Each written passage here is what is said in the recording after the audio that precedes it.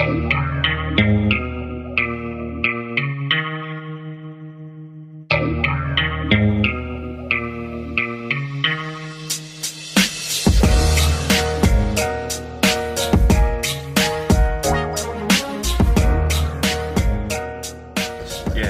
with a nice big deep breath.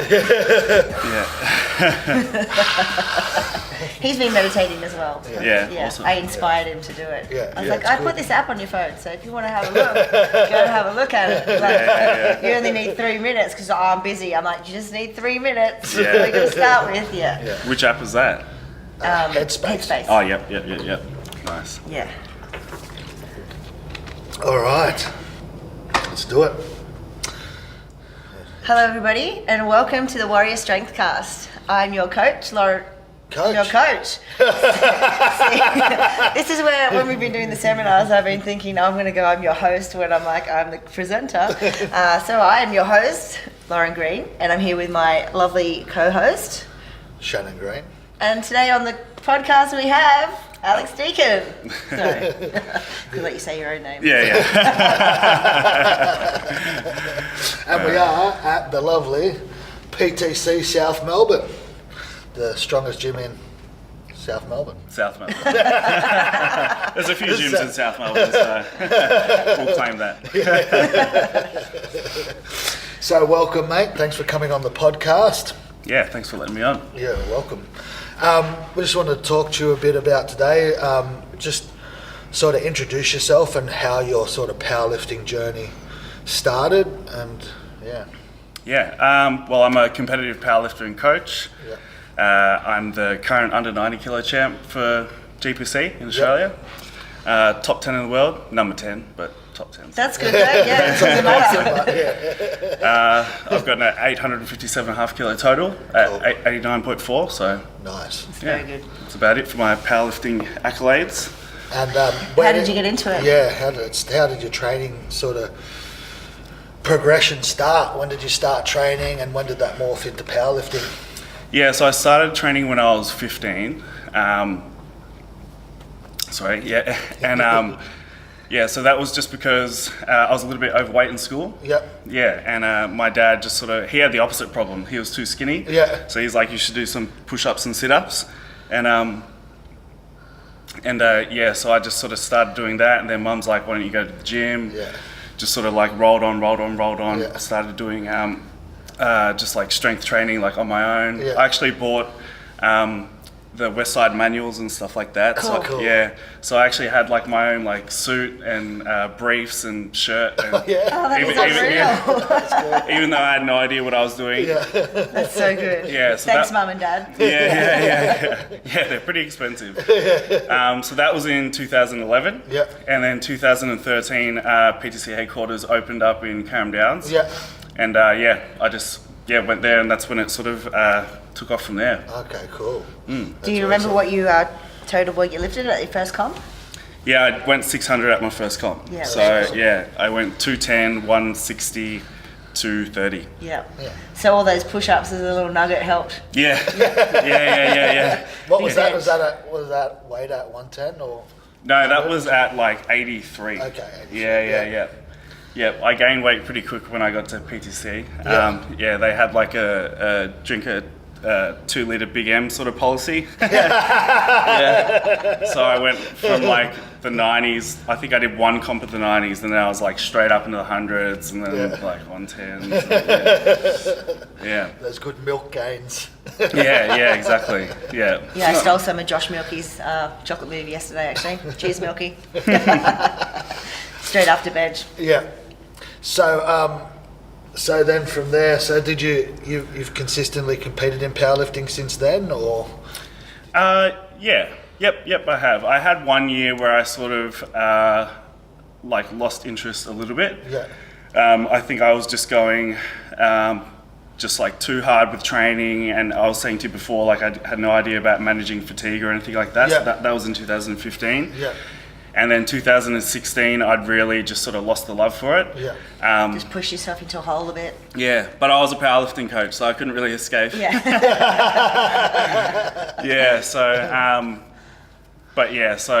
then that's when I sort of took a step back and sort of looked at all the things I needed to do outside of the gym. Sort of like mental health stuff and the mindfulness stuff and all of that, and then sort of rebuilt my lifting career, I don't know, from there. So what kind of recovery tools did you implement? Like not the mindfulness sort of stuff, but just other stuff? Did you include any of that? Just to look after your body a bit more? Yeah, right. More just keeping on, just valuing like the activation drills and setting aside time for that, like making sure when I come into the gym, like I can't train unless I do all of that.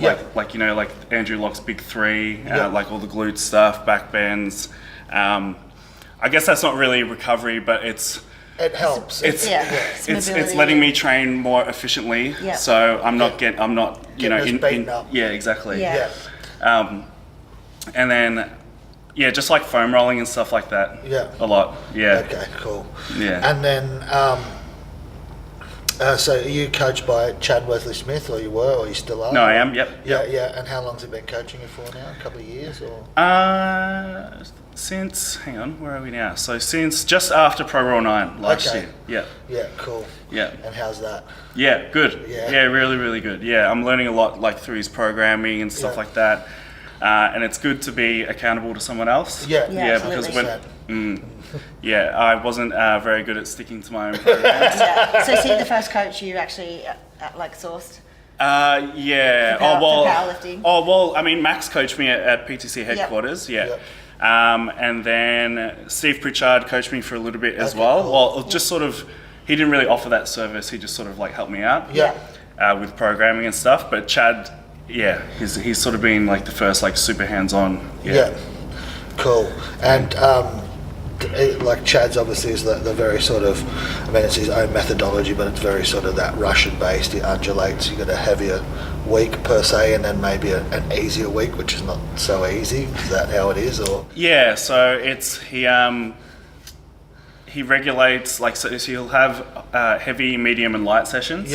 And that's sort of how it goes. But each week it will get harder. So it's still linear to a degree. In terms of like difficulty and and volume and intensity and stuff like that. And then as far as with your own clients, do you use a similar methodology, or? Yeah, I do. So I mean, because before I even started with him, I'd read like the principles of strength training and like watched all the videos and everything like that. And then So and is that what attracted you to Chad, that book? Is that what that sort of? Or more the YouTube channel. And because he'd been here before and we'd met him and stuff like that, and he seemed like a really just like smart guy. So He is a smart guy. Cool. And have you noticed some significant increases or improvements with your lifts? Yeah, absolutely. Across the board, all of them. So is he like working on your technique with you, or is it just straight programming? Or? He gives me little like things with technique. But I think it's probably a bit hard to see through videos and stuff. Like I'm a pretty technically sort of efficient lifter anyway.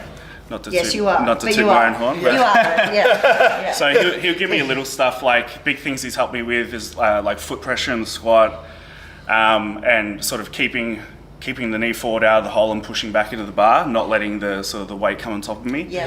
But mostly programming. So and then I read all his books and and watched his videos and stuff, but then by getting him to program me, I get like a way better idea of how it's actually all put together. Sometimes text, it doesn't, it's hard to like then translate, extrapolate that into actual application, and then when something happens, and then where do we go from here, and then seeing the actual process of someone going, well, this is what we do now. And then you're like, okay, that's what you meant. It all makes sense now. Cool. So what about with nutrition? Do you track, or are you pescatarian or? I made a video about that. I'm not pescatarian. I just wanted to make a more just to be a bit more ethical. So I do get a meal plan, from Alana Pulley at Full Fitment Nutrition. And so she does my meal plan, and then so that's a pescatarian meal plan. But then sometimes if I eat off it, like if I like in a cheat meal or something, like I'll probably eat meat or anything. I'm not like really. So what's the ethical part of it? Is it like for farming practices, or is it like from a more or? cruelty thing, just like more like a moral thing for me. Yeah. I think I was just I actually tried the vertical diet, and then eating so much meat, I just like started to see like live animal on my plate. I don't know, like it was fucked. I was just eating like so much red meat. And it just started to bother me a little bit. Plus, I have heaps of vegan and vegetarian friends, so not that they're pushing it on me, but it fit in socially for you a bit better as well. A little bit, which makes a big difference.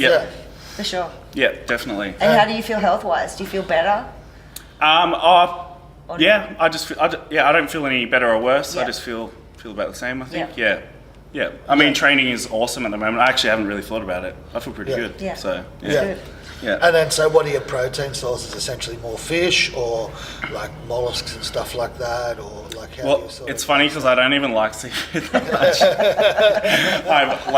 So Alana's tried to sort of put whitefish, calamari, salmon, and I'm like, nah, just salmon. So salmon, eggs, and protein powder, the main sources. Okay. Yeah. And then like there's some like nuts and peanut butter and stuff in there, but they'd be the main three. Yeah. And then what about any like vegetarian-based protein sources, or not really, or? No, not really. No. Like, no. Do you know like what roughly how many calories and things like that you're on a day, or what your macros are, that sort of stuff? I don't know what my macros are. I think I'm just under 4,000. Okay. Yeah. That's cool. So a lot of people have asked, how are you getting the food in, but like the amount of calories, but I don't know, it's not really 4,000's not. It's not even that much. I think really. People must think that I eat more to start with when I don't. So to make the change wasn't. And I mean, at your body weight, 4,000 is pretty much a rough sort of like average sort of calorie intake for someone that's training anyway. You know, so I don't think it's an outlandish number. You know, and it's not. I mean, I don't know. Most people don't eat enough real food though, so they might think that 4,000 in real food isn't like, much because they're eating Maccas and big burgers. Half their daily calories in one meal. What carb sources do you use, or do you like? I just have. It's mostly fruit for after training, like bananas and berries and stuff. Because I'll have. So my post-training meal is like protein and like I'll make like a smoothie bowl or just a smoothie or whatever. But either rice or oats. So look, I'm supposed to have rice in one of my salmon meals, but I'm really bad with like cheating on my diet. So it's always when I come home from the gym, I'm going home and I'm thinking, I would just love like just cookies or something right now. So I thought, what can I do to battle that? And I remember this pancake recipe my mum gave me one time. And so what I'm supposed to have when I get home is like a 4-egg omelette with veggies and some cheddar cheese. So this pancake recipe is 4 whole eggs, cottage cheese, and oats. Oh, cool. So I've replaced the rice. I took the rice out of the salmon meal, and now I just have the oats when I go to bed. Which I figured out is like roughly the same calories anyway. It's not going to be much different, like, essentially. I'll have to try that one. It's good. I love me a pancake. I've always got cottage cheese in the fridge for me as well. Just about cut life that I was used to before. So it's a staple that I pick up when I go to the supermarket. And now I'm like, I don't even really need to eat cottage cheese. I'm gaining, but I still eat it. So what about vegetables? Do you like vegetables and stuff? Like some people don't like them, or? Yeah, I like them. But I get them mostly through like I'll just chuck like my veggies just in the NutriBullet with and like some protein powder and just smash it. But the meal, so I get my meals made. Like my salmon meals. He obviously cooks the veggies with that. So Cool. Yeah. Well, that's pretty easy. Yeah. That's good. Yeah, it's easy. I just get... I don't think anyone wants to volunteer to make his meals. Yeah. That's a career in itself. Yeah, I just pay for the meal plan and then pass the meal plan on to someone else. To someone else. Taking all stress out of it. Yeah. That's good. Done. Lucky you. And then hopefully don't stop for cookies on the way home. Yeah. So you obviously got to a decent level in powerlifting too before you really started to knuckle down on this sort of stuff. So obviously your own programming, obviously, that you'd sort of done yourself, and then weren't focusing on your diet too much then, or? No, yeah. So there was definitely a moment where everything started to click, and I needed to, tidy up my diet and get smarter with my training. Yeah. Not party as much. Yeah. Stuff like that. Yeah. So that was definitely after that little off year. Yeah. Yeah. So well, you realise how important it is to have them, all the processes. So what sort of level did you get to before that? You had to really sort of, where did Yeah. What was the total then? So what did you sort of get to around? Like mid 700s. Yeah. Yeah. At 110, and then went down to the hundreds and sort of still maintained that. Yeah. That's the same sort of total. Okay. And then you realised is that just you wanted to get further, be better, you wanted to be number one? What was the sort of mind shift that happened then? Yeah, it was just sort of like, okay, what actually means more? Like going out and partying with my mates? Yeah. Or, do I actually love powerlifting? And I had to make that, I had to like really assess that. Yeah. And obviously decided that I loved powerlifting, and I had to, that other stuff. That motivation was enough to make you reassess. Yeah. Cool, that's awesome. So as far as like getting down that mindset track, what like you obviously put some stuff on your Instagram about it. You've got some videos on your, what was that, IGTV, and some on your highlights as well. Yep. How did you actually get into that mindset stuff, and then where have you sort of gone with that? Yeah, so it first started, so I started seeing a counsellor like 3 years ago. Yeah. I'd started a Myo course at uni, and he was one of my teachers in counselling and communication skills. Yeah. And when I went into that class, he did, was it, you were talking to me before about how you sort of, the form of meditation where you sit there and stare. He made us do that in the very first class. Awkward. Oh, I just squirming so hard. And then, but all of his classes were like that. It was like putting you on the spot and just, it was really just really uncomfortable and challenging you, but it felt good. And even though I didn't want to go to class, I just kept going. Yeah. And so I knew that, and I had a good connection with him as well. So, so when it sort of got to the stage after like that 2015 year where I sort of like cooked myself a little bit, and was sort of looking for some extra help, I thought of him straight away. Yeah. And so I started seeing him, and we had to sort of dig down and get through all the social anxiety stuff, like fear of, mostly verbal expression, but expression in general. Yeah. And then it sort of led, that everything sort of stemmed from there. So I sort of, so that probably took 2 years. Yeah. And then for the last year, we sort of got to the stage where it's like, all right, we've gone through all that stuff. Now we can sort of afford to like build on things and work on some qualities that I want to improve on. Yeah. And then, little opportunities popped up as well. Like one of my friends, Jeremy Khan, he was running like meditation classes for free. Yeah. And I was like, I'm going to do that. Awesome. And that's been awesome. So I've been doing that like every day for the whole year. That's good. Yeah.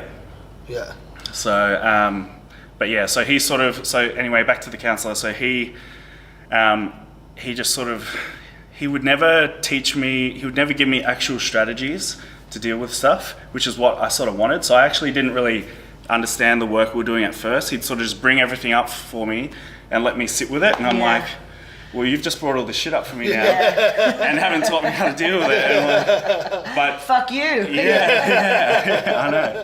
And then but I didn't realize at the time he was constantly indirectly training me to flip my perspective on things by always offering me a different perspective. Yeah. And then I started to realize after a while that I was thinking like that. Yeah. And I was like, that's what he's doing. That's where the coaching comes from. Yeah, because the biggest part of it was that my mind would cloud over in like a high pressure situation or when I was nervous or whatever. Yeah. And my family, friends, like especially like my mum and stuff would sort of just take over for me. Yeah. And so I never learned to do anything for myself. So the last thing he was going to do was tell me exactly what to do. Yeah. But it took me a while to figure out that that's what was happening. But it's been awesome. Yeah. So did you sort of deal with any sort of depression or besides sort of like just the social anxiety or anything like that originally, or? Not really. No. I mean, it's just more anxious in social situations. Yeah. Stuff like that. Yeah, definitely. Just lots of like negative self-talk and stuff like that. So. Yeah, which I think maybe a lot of people's depressions may stem from that, but it just never really put you down in a rabbit hole per se. But you just always had that anxiety. Yeah, so exactly. Then obviously this process has obviously helped that a lot. Yeah. Yep. And I guess sort of getting into the sort of the current mindset stuff, because you're having to practice these things all the time, you obviously form a bit of an interest in it. So I'm constantly having to flip my perspective on things and try and, I'm practicing all these things we're learning during the counselling sessions. Yeah. And I just gained an interest in it from that. And then that's how it sort of rolled into like other areas in my life, like mindset and training and comp day mindset. Well, it carries over to everything that you do. So you can't really avoid it then. The things that used to annoy me, and then I'm like, just like, and I can feel it now. Like if I start to get like that and I'm like, okay, actually just take that deep breath, and it is amazing the impact that has on you, because then you can go, okay, that's not really that big a deal. Yeah. Things like and not separate yourself from it. Yeah. And see that's a scenario that maybe not ideal and you're not dealing with it that well, but then you don't need to deal with it badly, because the scenario is what it is, and you'll wake up tomorrow and it will still be the same. Yeah. Everything else in the world will still be the same. Yeah, well, I never used to care about a lot of stuff for ages. Like it used to be, I'd just be able to switch off and just, I couldn't give two shits whether like anything would stress me out that much. Besides, like obviously some shit right in the moment, but like and then I started to get sort of really overwhelmed with that stuff. Whether it's like your body over time bottling that stuff up and you're never sort of releasing it, so then it gets to a point where you just start stacking anxiety on top of anxiety. And then once I started doing the meditation stuff, I started to feel like I used to feel like couldn't really give two shits. I'll just deal with it later. So it's funny, like. A lot of people don't think that meditation's going to do a lot for them, or what the fuck's sitting down, trying to think about nothing. But it's funny how it actually makes you deal with stuff. Yeah, it's like a way of just, I just picture myself sort of just like shedding things off, like you're saying, or like how you're saying you like would bottle stuff up. You're like opening that lid and starting to just take things out. Yeah, and that can be quite uncomfortable at first, especially if like you've got like a lot of stuff. Like sometimes people come out of a meditation feeling like really frustrated, but it's still a positive thing. It's only because you've started to unpack all this stuff and now you're more aware of it, and you have to sit with it now. But the most important thing is that you haven't packed it away. Now you can release it and process it. So then how has that helped your training, and then have you started implementing that in any competition situations, and then how has that helped competing for you? Yeah, so training, it's just given me a lot more, I'm just a lot more present when I'm training. Like I'll come in and I have, so part of my process is all those activation drills. It's like, okay, when I'm doing that, I'm sort of getting in the zone. It's like, okay, I'm here to train now. I'm not going to be thinking about anything else. I can't do anything about whatever's going on outside the gym. So that sort of helps with that. And then with, it just helps really like focus on those step-by-step processes that you were talking about before the mics were on. And sort of form them at first, because you're not like thinking about anything else. You can sort of realize put all those steps together and realize what you're doing, and just then layer them. layer them. Yep. And then which obviously helps you perform so much more consistently in the gym, and then that flows on into comp, because obviously you're training for the comp. So I mean, there's not really any other difference in comp other than like the heightened external factor of like, nerves and maybe the pressure to sort of hit the weight and all of that. Yeah. But really it's all the same. It's exactly the same. Yeah. Except maybe the location and the people there. Yeah. So I know with me, like that's what we were saying before, that I layered that all in for my squat, because it was the one lift that I still had that anticipation there and that stress, even though I'd done mindfulness stuff and it had worked a lot to a degree, but I still knew that I had that shitting myself part that was there that was not helping me. So just stripped all that back and just laid in the process of how I set up for my squat, from my hands to my feet to everything else that just had to be in there, and all I've got to do is like 5 seconds of work that needs to be spot on. So don't worry about the weight on the bar. And then it just became easy, and it wasn't something that I got overwhelmed by anymore. So, and then even in training, sometimes I'd be like, okay, well, right before my comp, I was like, okay, I've been to Frankston Arts Centre before, so I know where the platform is, and I could just visualize it. So then you do like some imagery work. So that's before, like, he's about to wrap my knees, and all I'm thinking about is how they're like. And next up we have like Lauren Hannon, like, Lauren Green.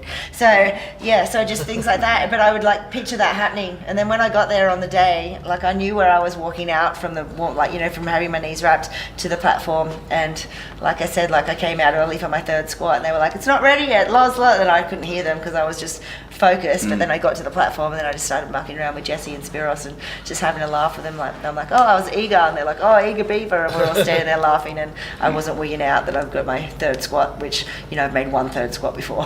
So just the whole mentality shift. It's because you were prepared. It's all coming down to being prepared. Yeah.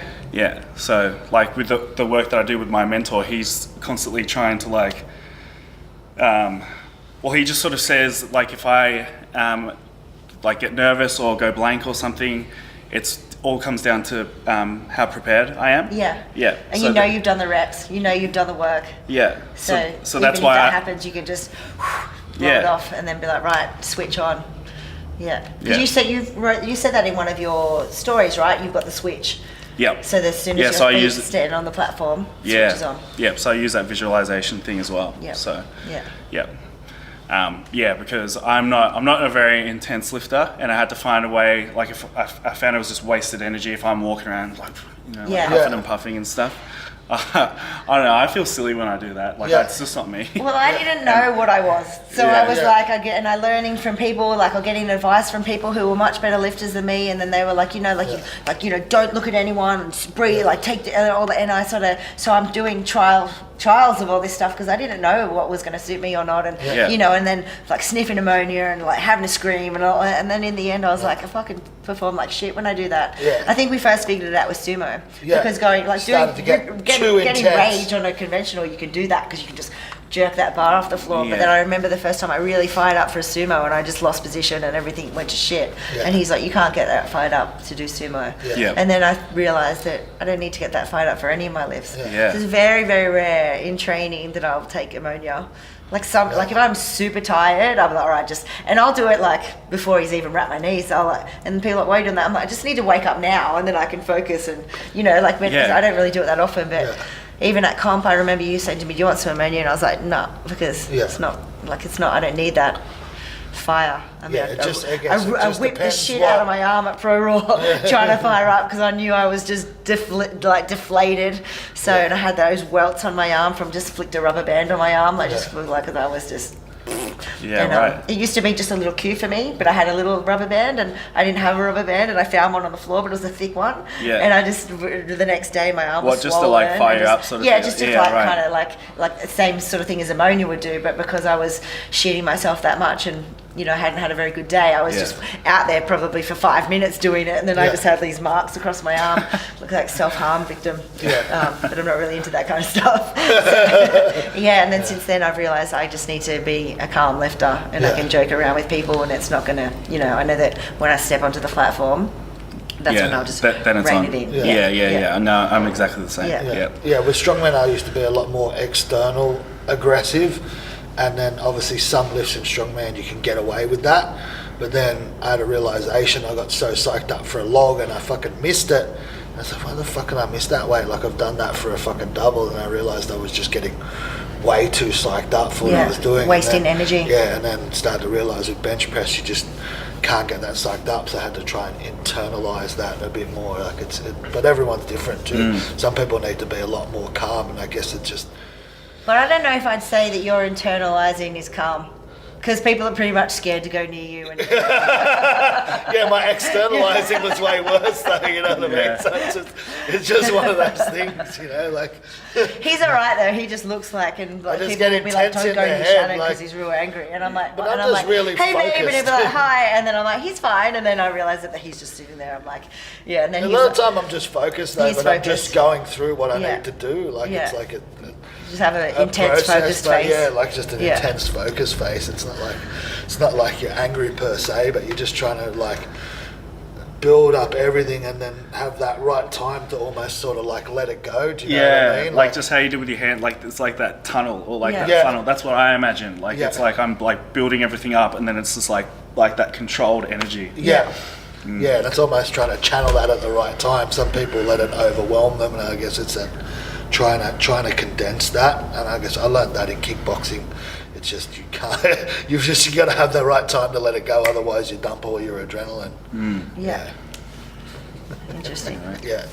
And do you have you been working on any of that sort of mindset stuff with your clients? Do you try and bring that into your coaching, or? Yeah. So I'm trying to. So now that I'm talking about it more, because it's been very much just something that I've been working on my own. Yeah. But now that I've been making the videos and stuff.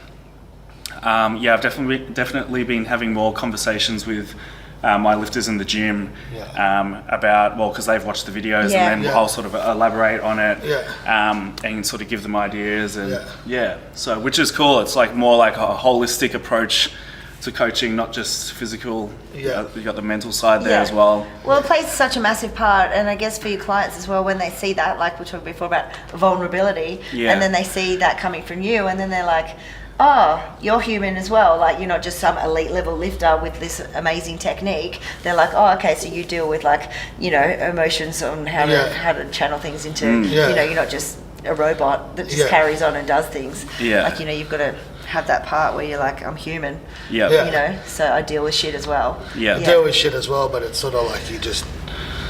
The reason you are where you are is because you sort of almost like stay on that path. You don't let it overwhelm you so much that obviously there's a year where you let yourself get too overwhelmed. But and maybe a little stint in Croatia recently. I have my moments. But essentially you stayed on the path, and then you keep chipping away for years after years of that. It's obviously where you get that consistency. That key word that always pops up. So with the mindset stuff, then are you like, obviously you said you sort of struggle with your diet a bit. Has that helped you in a way with your nutrition as well, or is that something that's still... Having a plan has helped me a lot, but I'm currently having to... That's probably like the most relevant thing to me at the moment. I still struggle a bit with... sometimes if I'm just bored or upset about something, I don't know, whatever, like I'll just straight away, I just want to eat shit. I just want to go get a burger or something.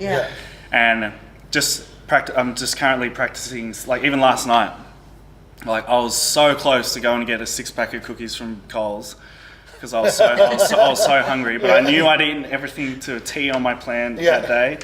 And I just thought, I'm just going to sit here and practice sitting with that feeling of desperate hunger. And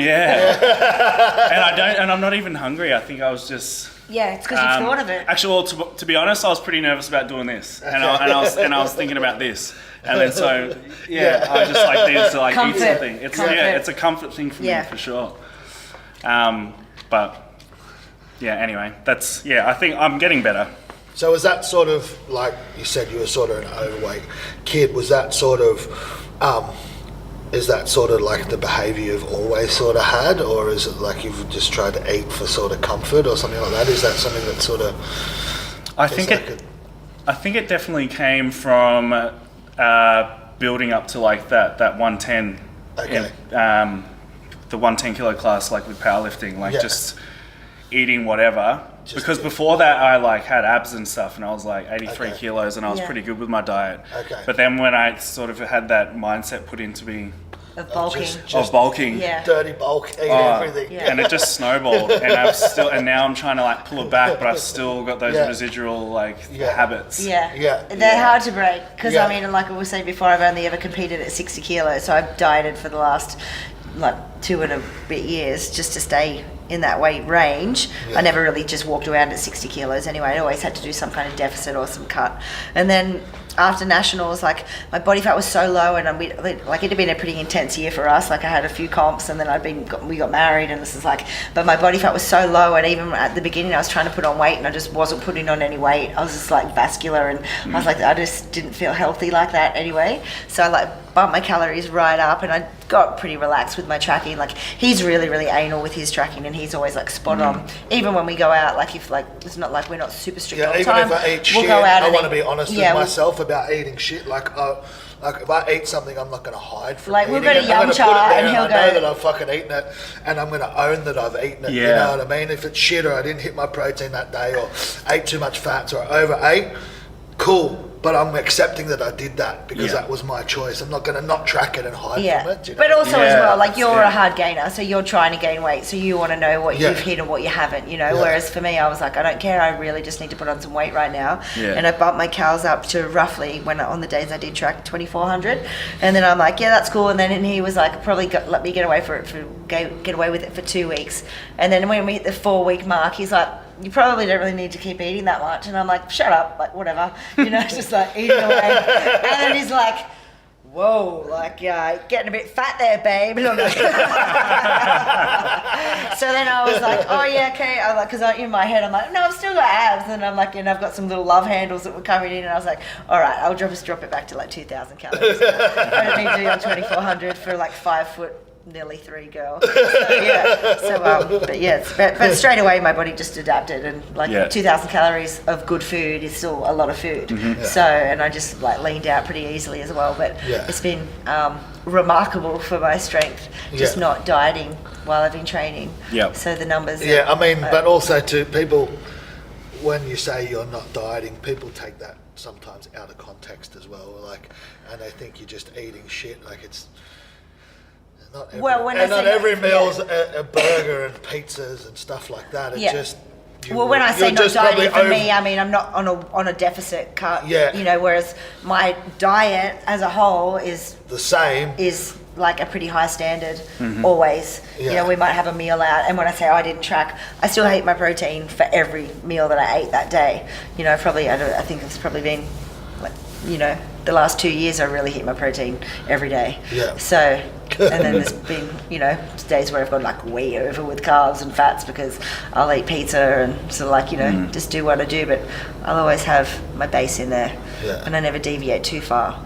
And so that's why I was like, okay, well, I just need to pull some calories back a bit, and I just was like lean again because I didn't really deviate that far away from it. It's not like I spent a year getting fat eating donuts and just being shit to myself. Eating like I don't eat KFC or just junk like that. So, you know, we eat real food, and a treat for us is we'll go out and share a pizza and a big T-bone steak or something.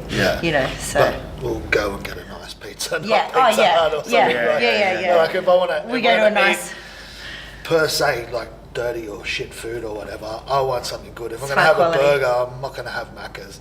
I'm going to get a fucking real nice burger. You know what I mean? I'm the same. Or if I'm going to go out for dinner, I'm not just going to go out anywhere and eat any shit. I'm going to go to a nice restaurant and I want to sit down and I'm going to enjoy the fuck out the meal, you know? Like it's just one of those things. It's not. So my family would be like, we'd go, if we had dinner with my family or whatever, and then I'm like, oh, we'll just give it to Shannon to take. And I'm like, He won't eat that. Like, it's not like, he doesn't just eat because they go, because he's like always, because he eats big meals. Like, if we go out for dinner with my family and he orders 2 meals and stuff like that just to hit his protein target, so he can't just, everyone else gets 1 and he orders 2, or they just see him eat like so much food, like volume wise. So then when there's like, oh, just give it to Shannon, take this home for Shannon. But I'm like, oh, no, I don't want to take it home because he won't eat it. And then I'll eat it. You know, take some of this cake with you. And then I'm like, okay. And then he's like, if I have to. I don't want it. And I'm like, oh, I'll have it. No, I'll have the cake if I'm at the party and it's a birthday cake or whatever, or if I don't really like it, I won't have it, but I'll have it because I'm there, but I'm not going to then take cake home and eat it the next day, and next day is just back to normal for me most of the time, so. Yeah. No, it's something I definitely want to, improve on, that's for sure. And obviously, you don't, like, I mean, you still hit most of your meals all the time, just your weakness would be more sort of overeating something or switching to cookies or something like that more than anything. It's not like you don't eat enough, miss food for a day or eat real food, so it's like you're essentially it's the extra stuff. So it's just going that too far above your weight division is what you're more worried about, so then you have to spend time dieting down, is that essentially, so you want to stay within the realm of that weight division, so then so you're training at the weight close to the weight that you're competing at, so that you know what your strength is that more exactly. And see, now the struggle is I'm going up a weight division, so I have like a bit of freedom, but it's like, okay, I don't want to be a fat 100. I want to slowly build and be as lean as I was at 90, but at the other end of the scale. Which is a process in itself. It's just as hard as a weight cut to just gain that lean mass and not just blow out and be a blimp. And I mean, the standard that powerlifting is now in Australia, I mean, that's, and I mean, you want to stay at the top essentially of your division. It's everyone's an animal in those weight divisions. Like you can't really leave any stone unturned, can you? Yeah, exactly. Yeah, especially I'm going up to the hundreds, and you've got Rate. Is that how you say his name? Rate. Or Right. Right. Is it? The Ruchis always say Right. I thought it was Rate, but okay. Well, I suppose they'll know. Like you see him, and he's just a fucking beast. Yeah. And I'm like. Yeah, I just need to have a photo of him like on me when I think about having cookies or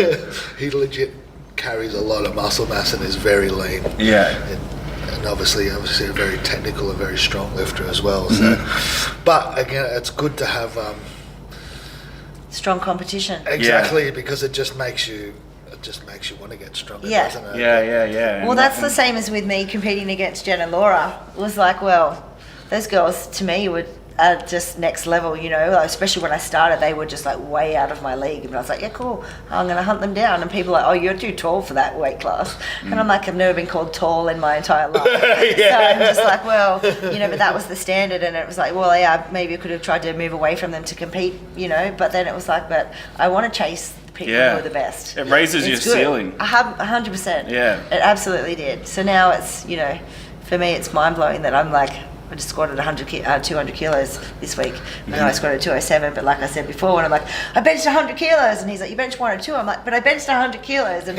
same with the squat. Like, you know, never in my wildest dreams thought I'd get up to 200 kilo squat.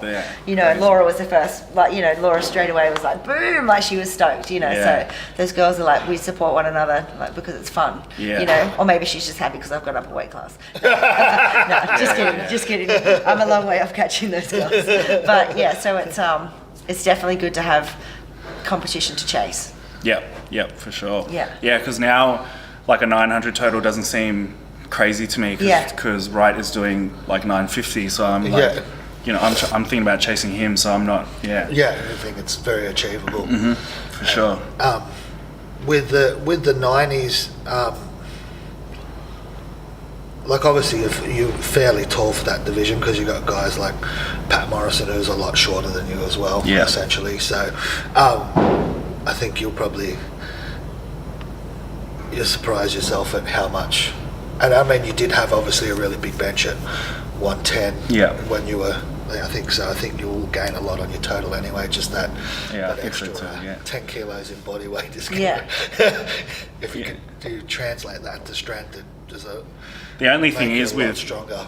Yeah, the only thing is with the Arnold's being 95, it's like I can't totally fill it out. Yeah. I'll probably I'm at about, I reckon I'll be like about 98 now in the morning. And I probably really can't go much heavier than that. Yeah.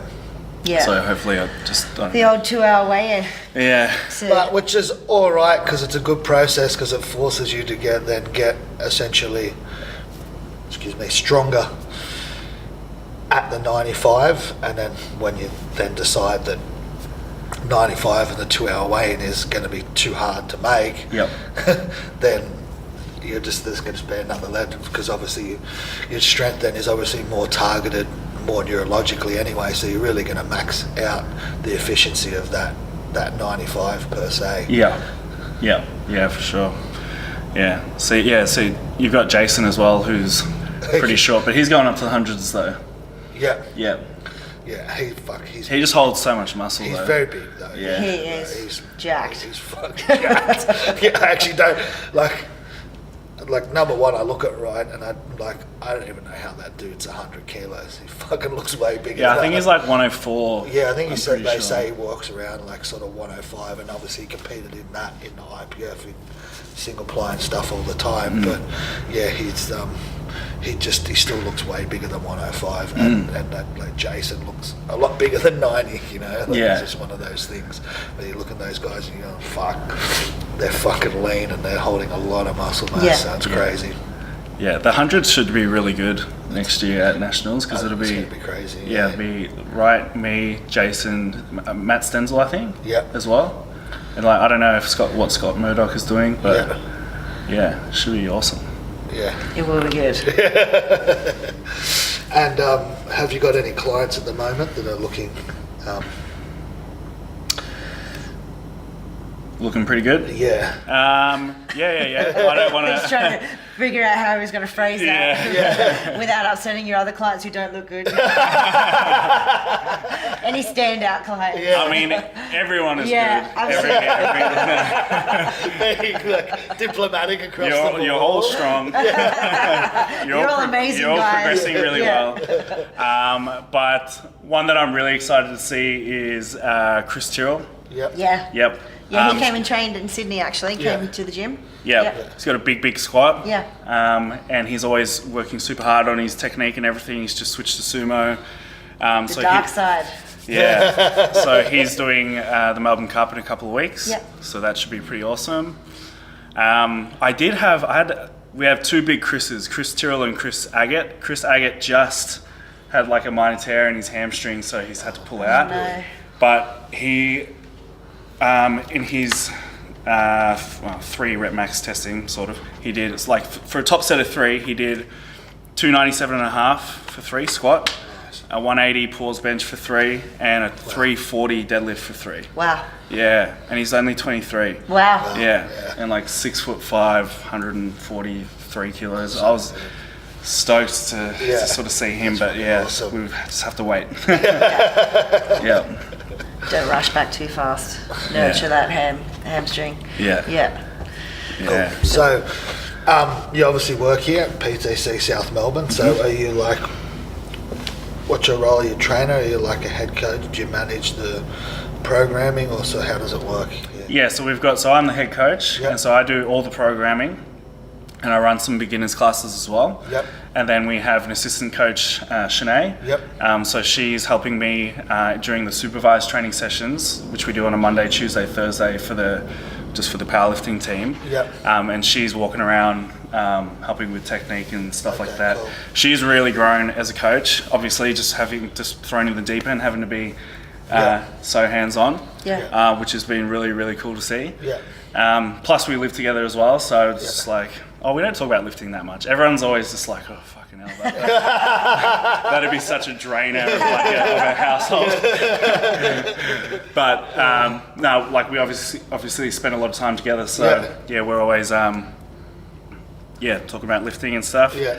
But then we've got the owner Andrew who does everything else. So he does like a few classes, but then obviously he does like all the admin and managing and spends all the money and all that. So, It's nice to sit back and not really charge. Gets all the stress. Yeah, hey, Andrew, I reckon we need one of these. I reckon we need a new bar. And then, is that bench down there? Did Andrew make that one? He made that, yeah. I thought so, because I saw him posting something about he was welding some stuff up, and I know when he was down in Sydney last, he said something to us about he was starting to make some of his own stuff. So yeah, like even some of the face savers over there, we had some of like the old Dominators with the big thick face savers. Oh, yeah. He's remade them. He's remade them. Yeah, and then he's made heaps of stuff like. There's like a little thing where you do like the box deadlifts off, or you could do like sissy squats on it. Yeah, the vertical type thing. Yeah, the vertical thing. Yeah. And Cool. like he's made some platforms and stuff like that. And yeah. Cool. Yeah, a bit of a handyman. So with Shanae, like living with her, have you now influenced her to do some of the mindset stuff and meditating? Have you sort of like weaned that into her, or she hasn't taken that on, or? I think she has like a little bit. We've had a couple of conversations about it. She hasn't like really taken off with it though. Yeah. So. Do you just need to inspire her the way I inspired Shannon? Yeah. Well, I mean, she's done a few like little, like she'll come home and she's done a yoga class and she's like, yeah, we did like this mindfulness stuff, and like sort of talk about that, but I don't think she's up to meditating or anything. No, but that's good. That's a good first step, I think. I think that's where I really got into it a lot when I was over in the UK and I did yoga. Like I had this amazing yoga teacher, and the first class that we had, I was like, she came in and I had a pretty like stressful job in finance, and I was like, I'm not going to be late to this class because the last thing I want to do is be late to a yoga class. I'm already in a shit headspace when I get there, you know. So I got there really early, and that was the first. I clearly remember the first class, and this like little lady came in to coach her, and then she started to speak, and then I'm like, and then you've got that first, those first impressions, and I just couldn't get a read, like this lady's, I'm either going to love this lady or she's going to be really annoying, like anyway, like shouldn't really be judging in a yoga, but that's kind of how I felt about it. And then by the time I left that first class, I was like, I am going back to that class like every time she coaches. And that's really where I got in tune with like being present, like trying with the poses and stuff like that. Like I was pretty bendy back then, more than I am now. I'm not bad. I'm still pretty flexible and stuff like that, but my shoulder mobility could have some work. So just really remember just getting like that focus. And trying to hold a pose and have that focus of not be thinking about what the person behind me is doing, or can someone see my ass crack, or just like it doesn't matter, just in the zone, just getting that focus right where I was, and just maintaining like a position, and it might be on one foot with my arm up and whatever, but just really like came out just feeling more grounded. And that's where I was like, okay, there's something to this mindfulness stuff. That's where I kind of delved off into some more meditation specific stuff. That was a long time ago, but it was good. There's lots of different like awesome things you can do for mindfulness practice that isn't meditation. Yes, and it's not, meditation's not sitting there like, People it's have not like some like airy-fairy sort of like if I tell people, Shannon's been meditating too, they're like, really? I'm like, it's almost like it's like a feminine thing to do, or like what a lot of people view it as, or at least not a masculine thing to do.